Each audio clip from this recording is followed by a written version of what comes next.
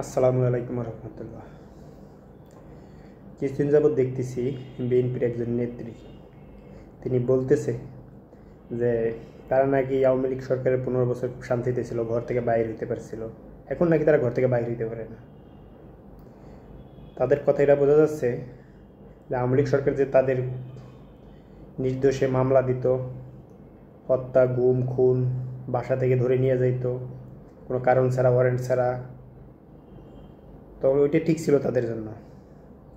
বাসা থেকে বাইরে হইতে দিতে পারতো না, বাসার সামনে বসে তারা গালাগালি করতো, এটা ঠিক ছিল। এখন ঠিক নেই, তারা শান্তিতে আছে, ছাত্রদেররা তাদের শান্তিতে রাখছে, এটা ঠিক নেই। ঠিক আছে, তা আছে না, স্বাধীনতা অর্জনের সাথে স্বাধীনতা রক্ষা করা কঠিন। স্বাধীনতা রক্ষা করা কঠিন এই ধরনের লোকদের জন্য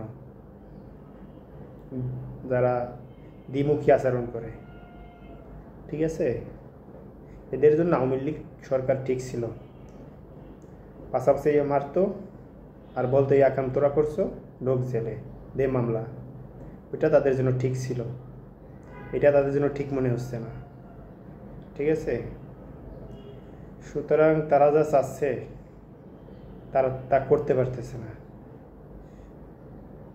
তাই বর্তমান সরকারকে বলবো তার একটু কঠিন হইতে সবার করতে। ঠিক আছে, নয়তো এরা দেশকে উচ্ছৃঙ্খল পর্যায়ে নিয়ে যাওয়ার জন্য সব ধরনের চেষ্টা করবে, আওয়ামী লীগ, বিএনপি যেই হোক।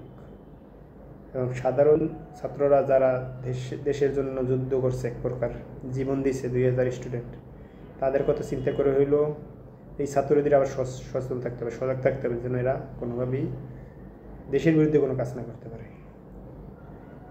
তাই সবাইকে অনুরোধ থাকবে এবং প্রশাসনকে অনুরোধ থাকবে, এবং যারা দায়িত্বশীল পর্যায়ে আছে তাদের কাছে অনুরোধ থাকবে কীভাবে দেশকে সকল অপশক্তি থেকে রক্ষা করা যায়, দেশকে এগিয়ে নেওয়া যায়, এই চিন্তা সবাই করতে হবে। ধন্যবাদ সবাইকে।